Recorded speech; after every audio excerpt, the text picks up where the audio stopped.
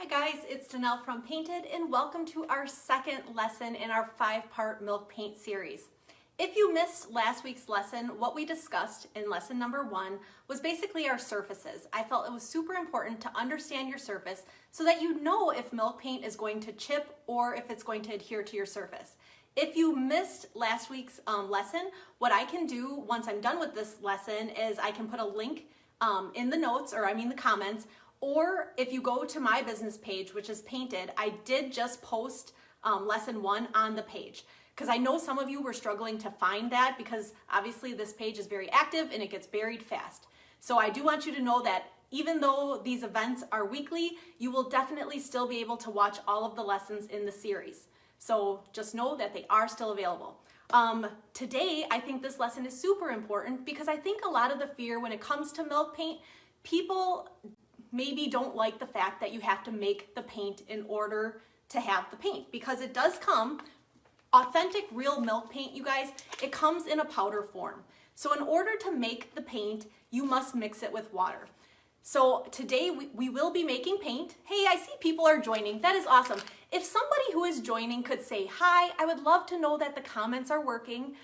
Maybe tell me where you're tuning in from. If you do not know, I am located in Green Bay, Wisconsin. I'm super happy to say that today we actually have sunny weather. I do apologize if my lighting is off because I have a huge window behind me and the glare is coming in, but I'm just thankful for some sun today. Tell me where you're tuning in from. I'd love to know. But anyways, today is important because in order to use the paint, you have to be able to make it. And a fear that I know people say is that they're afraid they're gonna make it wrong. It is so easy, you guys, to make this paint. Jenny Lind, the creator of Fusion, she describes making this paint as easy as making like a morning protein shake. And truly, you guys, it is that easy. And one of the methods of making the paint, which we will discuss today, you're gonna realize that that analogy, once I show you how to do it, it's going to look like making a morning shake. So today, the topics, it's going to be pretty brief, but I feel like it's gonna be beneficial. So what we're gonna discuss today, I do have little notes so that I don't miss over some important facts, is we're gonna talk about storing our milk paint, mixing it, and then some tips and tricks. I also wanna talk about some problem solving. I feel, basically as a retailer and as someone who uses the product a lot, the best thing I can give you guys is to talk about some of like the fails or the problems, because if I can show you guys what not to do, to me, that is the best thing I can give you guys, so that if you don't have like the problems or the fails, then you'll have more success in your project. There will be time when I'm gonna tip this camera down, so I'm probably not gonna be able to read the comments. If I miss anything that you guys are asking, because I do encourage you to ask questions, I promise it's not on purpose. No matter what, once I post the video, I will answer any questions that you might have. My great friend Sarah, when she joins, she's from Team Fusion, she will answer any questions that she sees, that pop up live as well. So just know that we want to obviously help you guys. So if you have questions, definitely feel free to ask them too. So let's start off with talking a little bit about when you get the paint, some real important things that you should know. It's gonna come in a powder form. One thing I like to tell people is don't be surprised if the powder, and I did pour some in a bag so you guys can see, it might not match the powder. It might not even look at all like the color you think it's going to look.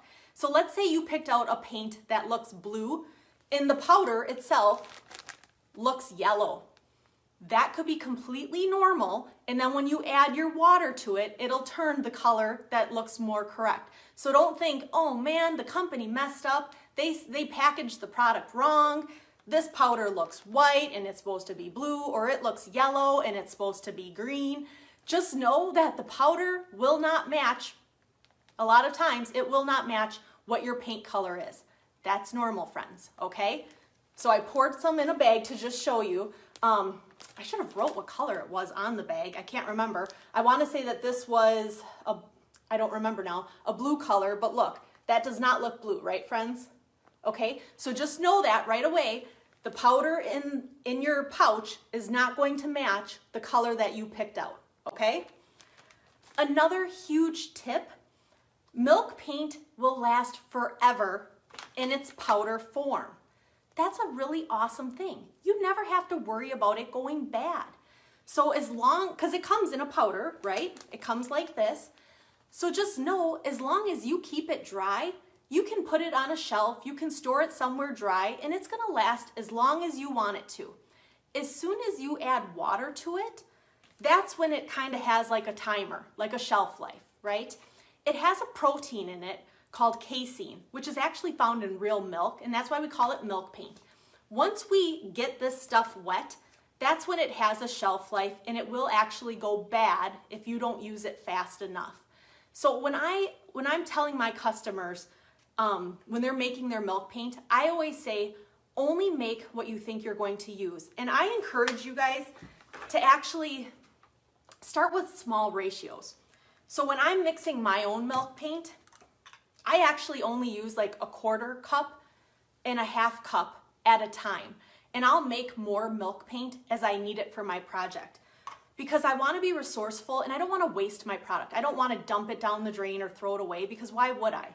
If this stuff's going to last me forever, and I know that you know, I can use it on future projects, the shelf life of it, the longest I like to keep it at max is about 2 weeks once mixed with water. Preferably I like to use it within 1 week of time once it's mixed. You can push the limits. I'll be honest, this might sound a little bit weird. I do a sniff test to see if it's still good. Think of milk, you guys. Milk in your fridge. It has an expiration date, right? Same with milk paint. If you mix it after it's been mixed, it's going to go bad, you know, because that protein is going to break down and it's going to get a foul odor. One time in my laundry room, I had a little cup of milk paint made, and it kind of got scooted to the back, and I went in my laundry room, and here I thought like, ooh, what is that smell in here? And I thought there was dirty laundry. I had no dirty laundry, and I was just like, something's not cool in this room. And I realized I had a cup of milk paint that was pushed way behind stuff, and I forgot about it. And sure enough, it kind of had a foul odor coming off of it because the milk paint had went bad and I forgot about it. A lot of times I don't like to wash milk paint down my sink because you know, it gets rock hard, it gets like sediment, and I'll let it dry up and become like almost like a hard rock clump, and then I'll throw it away and scoop it, but you know, into the garbage so that it doesn't go down into my pipes. Well, anyways, I forgot about it and I forgot to throw it away, and then they had that, you know, stinky smell coming off of it. So I do want to encourage you guys, when you are mixing your milk paint, to do those small little, you know, mixing measurements so that you're being resourceful and not wasteful of your product. Another huge tip I have for you is if you're doing something like a very large project, let's say you're painting kitchen cabinets or a huge bedroom set that you know you're going to need more than 1 quart. And is it next week? I do have the lessons all written out. Yes, next week we will be talking about coverage. Yes, so next week we'll talk about coverage. But in general, let's say like a kitchen. We know we're going to need more than 1 quart. If we have a big project and we're going to be using 2 quarts, for example, or more, because this is a natural product, there's going to be variations between batches. So what I encourage you to do, if we have to use 2, for example, is I would want you to mix the 2 quarts together in like a larger container so that you don't have variation in your project. So what I would do is I would open both bags, I would dump them in a container, and then stir the powder together. I'm not making the paint all at once. You never want to make a whole quart of paint at a time. So I would take both bags of powder, dump them in something like this, or like a, you know, plastic empty ice cream bucket, stir the powder together. This way, those 2 bags of powder have been blended together so that my project is more consistent and even.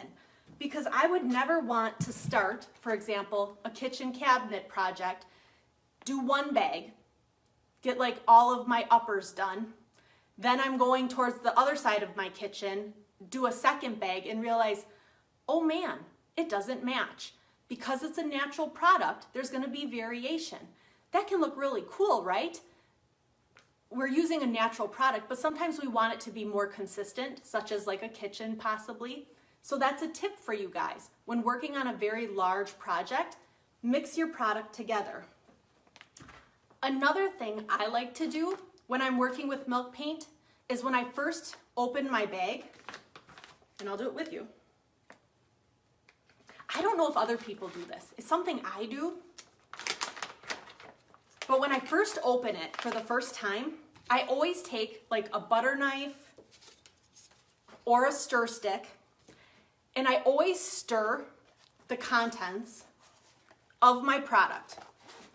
I just find that I get more consistency, less clumping with my product. I don't want to tip the camera down yet. I have to move it a bunch of times. But I just find that I get a better blend with my paint. I find it's easier to stir. I don't have problems with like little white specks or anything like that. I think some of the heavy stuff tends to settle on the bottom of the bag. And when I just blend up my powder before I go ahead and scoop out of the bag, I find that this helps. Maybe it's all in my head, I don't know. But I think doing this quick little step that takes me, 5-6 seconds, I think it's beneficial. Do you guys do any? If I have some milk painters on here, tell me your tips. I think we can all share some knowledge with each other, and that could be helpful too. A huge key though is to make sure however you're storing your milk paint, make sure that it's in a dry environment. Because if this gets wet, obviously then it's gonna clump up and it wouldn't, it would then go bad if it's exposed to water and not used. If your bag is ever hard to seal shut, I encourage you to take like, a wet paper towel, a little baby wipe, and then just clean the little, it has almost like a little Ziploc seal in it. So you don't need any fancy containers. Fusion did an excellent job with their bags. They're already self-sealing for you, and you can just reseal it yourself. But if it ever gets stuck, you just have a little bit of powder in your seal. You can just wipe it up and then reseal it. Okay, let's see with storage if there's anything else we need to talk about with that.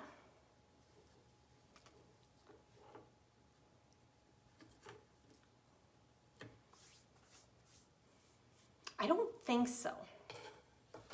Okay, what I'm going to do now is I'm going to tip the camera down because, oh wait, actually there is. Yesterday, I made some paint and I did the color marble because it's actually, if you watched last week, that big long dresser drawer that I held up that I said, look at guys, it had a dry finish. I didn't get any chipping at all, but it did have some crackle effect to it. I'm painting that in the color marble. So I do have a project in my home that I'm working on with marble, but I wanted to show you what it looks like when you make paint ahead of time and how it settles. And I also want to show you when it comes to storing another tip.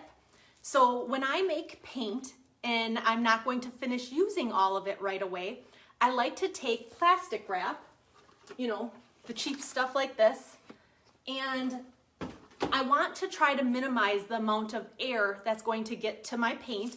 So I just used a plastic, Milk Paint by Fusion cup, and I took the plastic wrap and I pushed it all the way down to my wet milk paint. But look at guys, do you see? Give me a thumbs up if you guys can see this. Do you see how my water is up here and all this down here, this like line that's separating? Can you guys see that? This is all the actual milk paint powder and sediment at the bottom, and this is actually the water right here. It is completely separated. So right now, I could never just dip my brush in there and start painting. Oh, I thought I forgot brushes. I could never just dip right in and start going. That would be a nightmare. It would never look right. I need to obviously re-stir this. Can you guys see that? Don't be shy. I know there are people on this with me. Give me a thumbs up if you can see it. If I don't see any reactions, that means you guys can't see it, and I'm not even holding it then, right? I think you can see it. But anyways, what I also wanted to tell you guys, by putting the plastic wrap all the way down, when I remove it, there's gonna be a filmy layer that's stuck to the plastic wrap. By pushing it all the way down, then that nasty film stuff doesn't fall into my milk paint. It actually gets stuck to the plastic wrap, which I'm gonna show you. And I like to do that.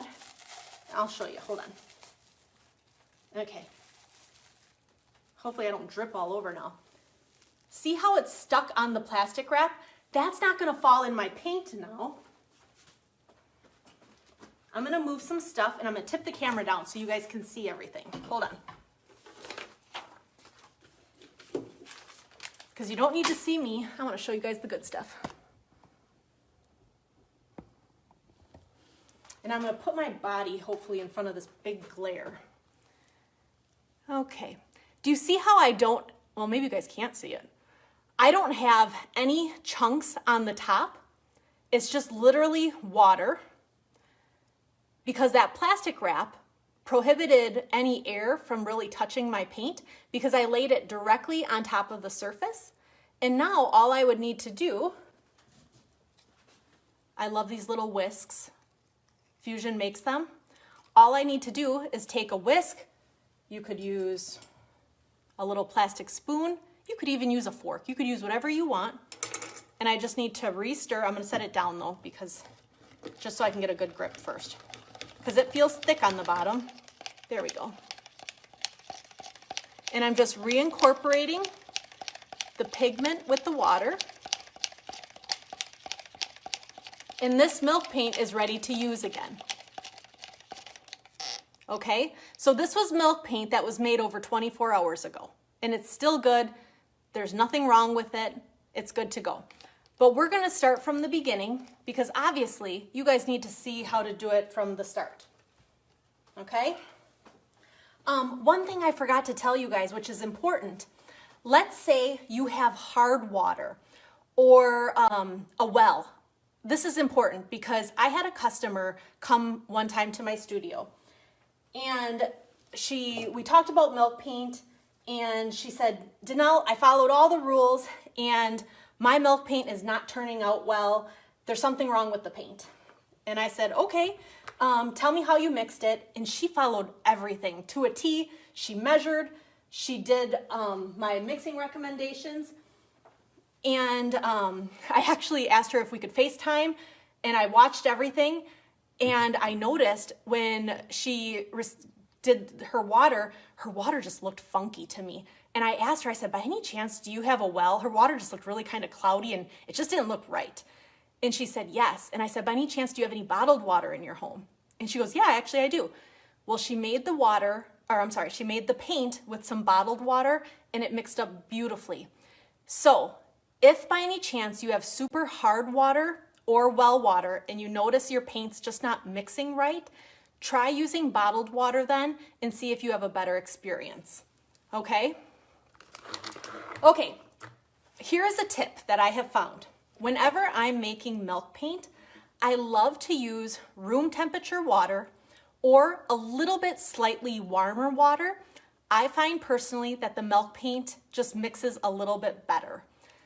I also love to add my water first to my container. If I add my powder first, I find that it sticks to the sides of the container, it sticks to the bottom of the container, and it's just harder to stir. So I'm gonna go ahead and we always, when we're making milk paint, we use equal parts. So because I have a project, I'm gonna go ahead and just do the half cup. So I'm gonna go ahead, this is room temperature water, and I'm gonna go a half cup. And I'm starting with the water first. And here's the thing, if you go over, don't freak out. It doesn't have to be perfect. And I always like to dry out my measuring cup so that my powder doesn't get all sticky to it. And I never want to add any moisture to my bag, okay? Because I want to keep it dry in there, right? Yes, Fusion saying room temperature water works great. I agree 100%.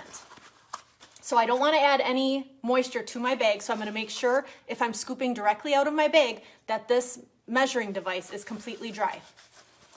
Now here's another thing. If you live in a super dry climate, you might have to mix your paint a little bit differently.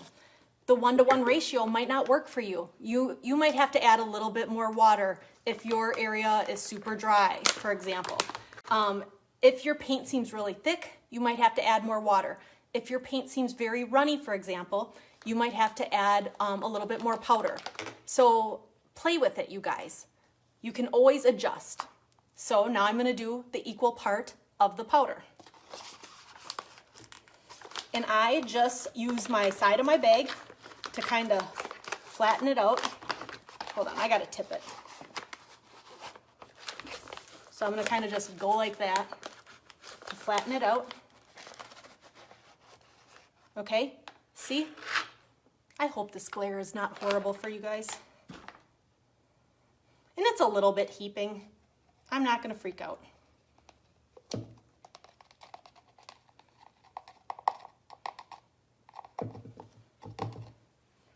Okay.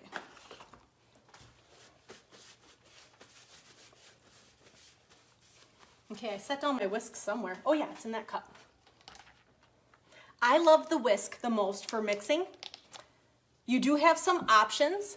We spoke about using, well, I'll show you when we, let's see. You can, when it comes to mixing, you can mix with putting stuff, well, let me mix this up real quick first. Can you guys see what I'm doing? I have the camera tilted so weird, it's hard for me to like see what I'm doing and show you. But when you're mixing, it's really important that you concentrate on going around the sides and getting your product off the side and also off the bottom.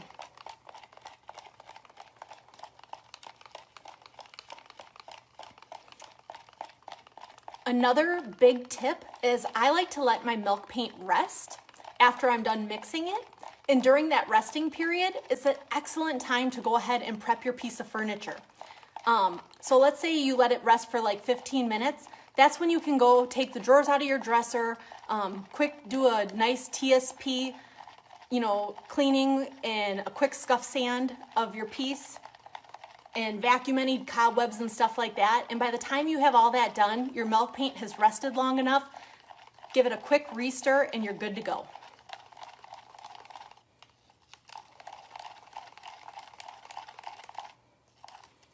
Okay, so obviously right now I'm mixing up this color. I have not added in the Ultra Grip. On that dresser that I'm painting, remember how I told you guys it's dried out, the milk paint did not chip at all, so I didn't need to use our Ultra Grip, that bonding agent stuff. See it? Do you see on my whisk? Let me see. Well, it's kind of hard to see. I'd have to dip my paintbrush in, but the milk paint is a thinner consistency. It's not supposed to be thick as Fusion Mineral Paint. It's obviously not watery.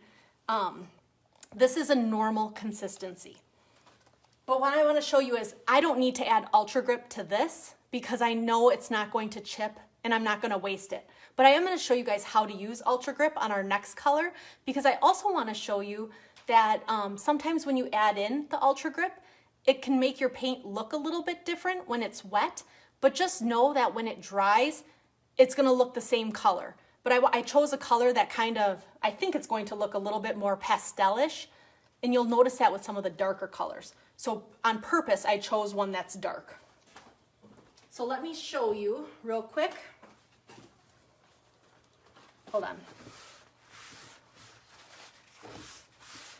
Okay. Obviously, I took a cup and I stirred. Another method you could do is shaking, which, sure, we can do that. Some people like to use mason jars. I'm not a super huge fan of the whole mason jar thing. First of all, never use like an old vintage blue one. You guys, here's the honest truth. All my mason jars are like cute and decorative, so these are the only examples I had to show you, but you get what I mean. The reason I'm not a huge mason jar shaker when it comes to milk paint is remember the whole lesson where milk paint sometimes when it comes to glass will like flake off. If you're using the mason jar, just know that as you're doing your project, that paint that's drying up on the sides or on the lid, as it dries, it's gonna fall into your paint and then you might get some flakes in your paint. If you like the convenience of just putting the cap back on and shaking it, go for it. But just know that you might then get some of those dried flakes falling into your paint. And for me, that's annoying. I'd rather use a cup and stir, but to each his own. Okay, so when we're using the Ultra Grip, which Fusion has it in 2 different sizes, and I apologize that it's backwards for you guys. I don't have the feature to turn the camera around, but Fusion's Ultra Grip is also a bonding agent for milk paint. This is not a stain blocking primer. We will be talking about how to deal with tannin bleed and stain blocking next week, but just know that this is our adhesion primer when it comes to milk paint. Hi, Gina from North Carolina. Thanks for tuning in and thanks for telling us where you're from. So what we're gonna do first is we're still gonna make our milk paint that exact same way. Now, obviously I'm gonna make a small little portion. So I'm just using a tablespoon for this one. So I'm just gonna do 2 tablespoons of water. And again, I like to add the water first. So I'm gonna go 2 tablespoons of water. And hopefully this color is gonna show you guys how it kind of looks a little bit different when we add in our Ultra Grip. Remember that beautiful dark night swim color? It really reminds me of Fusion's Midnight Blue. We're gonna do that one. I love this color. And I'm pretty sure I can find something in my home I wanna paint with it. So let's try that one. So I'm gonna go ahead, and because I did 2 tablespoons of water, I'm gonna go ahead and do 2 tablespoons of the paint. And just so you guys know, you don't, oh, sorry, the sun is, let me try to block it with my body. Hopefully you guys can see this. You do not have to remember anything that I'm saying when it comes to these measurements. The directions are on the back of the bag. It gives you mixing directions along with the directions on how to use the Ultra Grip. Those are also on the back of the bottle. So not only does the Ultra Grip have directions on how to use it with Fusion mineral paint, but it also has directions on how to use it when you're using it with milk paint as well. Okay, I'm gonna show you guys the shaking method, similar to if you were using a mason jar. Now, here is a con on why I'm not a huge fan of shaking. When you shake something, you're adding in all of these air bubbles, okay? So the first thing you do when you're using the Ultra Grip is you make the paint first. So we gotta make the paint first. So I prefer stirring, but let's go ahead and shake it. So sometimes people who complain of the foam, they're getting all these air bubbles, right? That's what makes foam.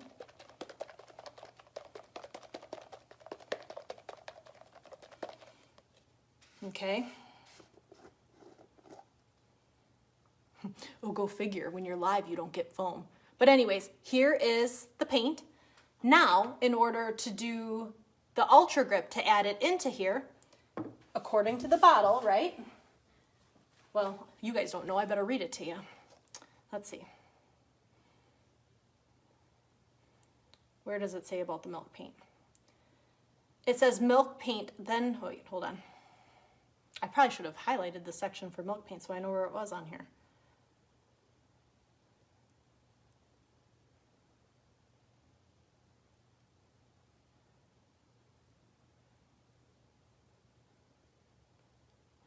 Okay. Ultra Grip bonding agent with 1 part milk paint, then apply with each coat of paint. So with milk paint, we apply 1 part for our Ultra Grip with our bonding agent. So what they mean by that is because we made 1 part of milk paint, we're gonna put in 1 part of our Ultra Grip. So we had, I have to wipe this off too. We had 2 scoops of water and 2 scoops of powder. So we need to use that same ratio of Ultra Grip, which truly means we're gonna do 4 scoops of this Ultra Grip. Boy, do I hope that just made sense. You're gonna do the exact same ratio of Ultra Grip as of what you put in of your milk paint, because it's equal parts. So equal parts Ultra Grip to what you've made of the milk paint. And you're gonna put it in each layer of your painting. So when you make more paint, you would have to make more Ultra Grip in every single layer. So let's say you're painting a dresser, and on the first layer, you added in your Ultra Grip, and you're gonna put a second layer of Night Swim down. Just because your first layer has Ultra Grip, you don't skip Ultra Grip on your second layer. You would again make more paint and put Ultra Grip in every single layer to guarantee adhesion and to guarantee no chipping. Because we use this product when we wanna make sure our milk paint doesn't get chippy and when we wanna guarantee it adheres to our product. Thumbs up if that makes sense, guys. I'm hoping it does. So because this product is equal parts to the paint we just made, I have 4 parts in this container. I need to use 4 parts of this stuff. So I'm gonna go 1, 2,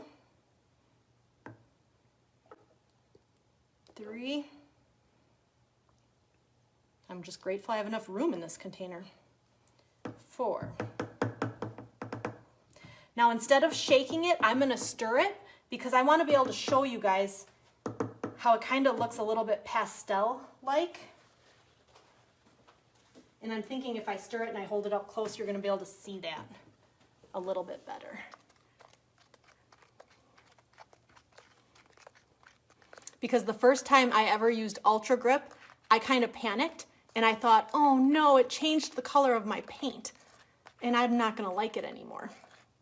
When I was brand new to milk painting, before I was ever a retailer of it and I was just a customer, I didn't realize that the milk paint, the Ultra Grip, the bonding agent, I didn't realize that it wouldn't impact it. Can you guys see how it's kind of lightening the color? It's like changing it a little bit.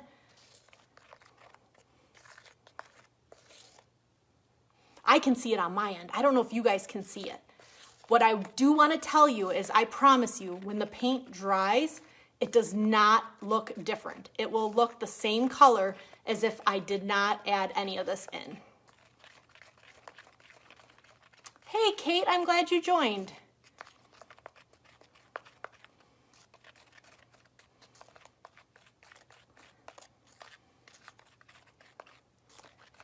And that, you guys, that's how easy it is to also add the Ultra Grip, which is our bonding primer to milk paint. I'm hoping that showing you guys this can encourage you to use milk paint, because if what's holding you back is the mixing, look how easy that was. Obviously I'm talking, so it's taking a lot more time. If I wasn't talking to you guys and I was just preparing for a project, this would have obviously been done much sooner. Okay, let me look at my notes real quick because I don't want to miss anything that's important. Let me see what else we have to talk about. The big thing is also when we're painting, here, I'm gonna put the camera back up.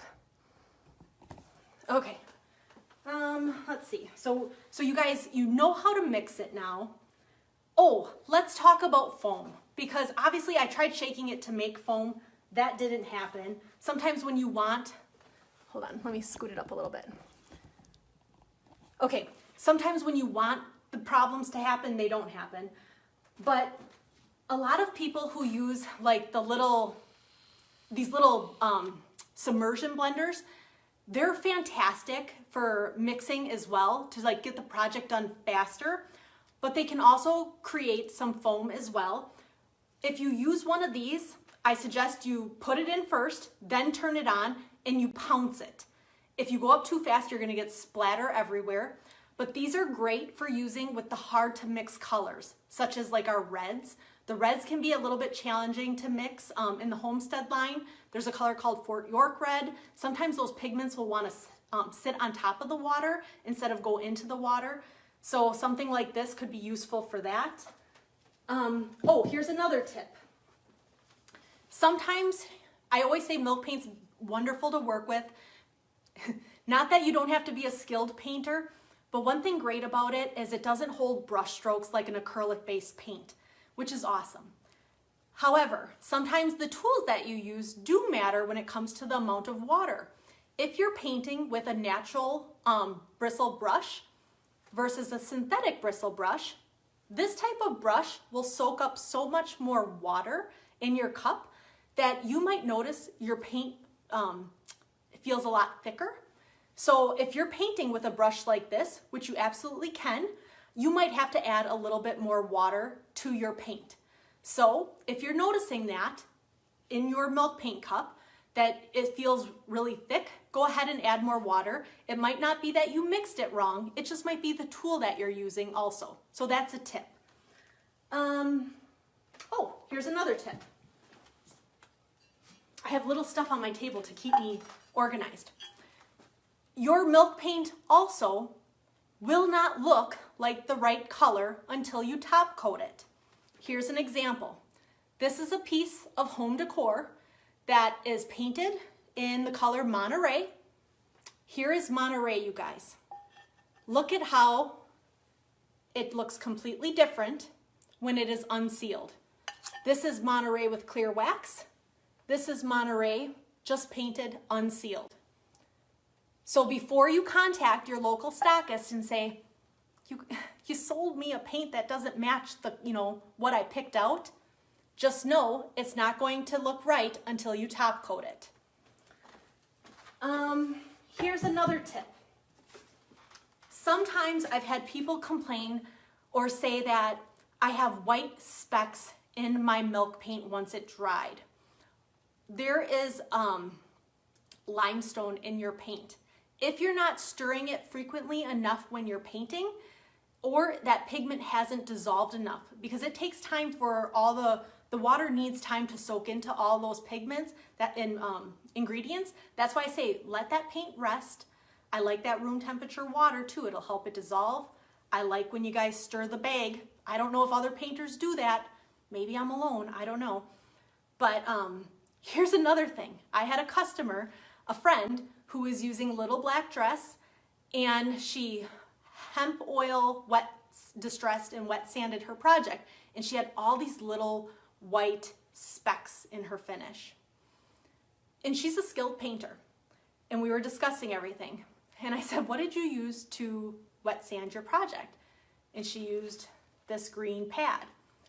And I said, send me a picture of the other side of your pad. Her pad didn't have any of this dolphin print on it anymore, because what happened was when she was sanding, the oil from her hemp oil rubbed all of this font off of it, and all of this paint, the printing font, was now in her finish on her piece of furniture. So sometimes it's not even your fault or your undissolved milk paint. It could be the tools that you're using for your project. So when I'm wet distressing, I never use this pad. I love these pads. However, I don't use them with hemp oil because I'm too aggressive when I'm pushing. I like to use 100 steel wool, this 000 stuff steel wool. Or I use these from Fusion because this stuff disintegrates because I put way too much pressure, and that's where all her little white specks were from. Thankfully, we can get it off and remove it. Another cheating type tip, if you can't and like you were using that Little Black Dress, you can put wax over hemp oil and camouflage it with like black wax, okay? So sometimes we can problem solve and work together. I think that is all. I think. If you have questions, if I missed something, I apologize. I think those were the main tips. Ooh, I went way over on time. Dinner time by my friend who's helping me out. Oh, I missed her comment. I know I'm missing stuff.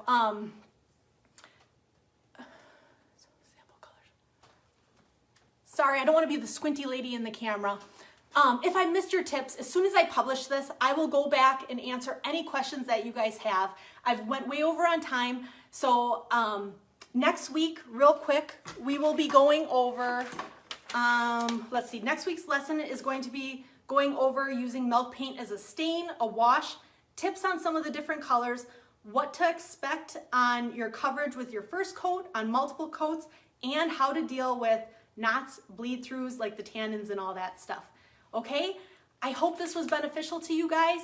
I appreciate you tuning in, and have a wonderful rest of your week. Take care, friends. Bye-bye.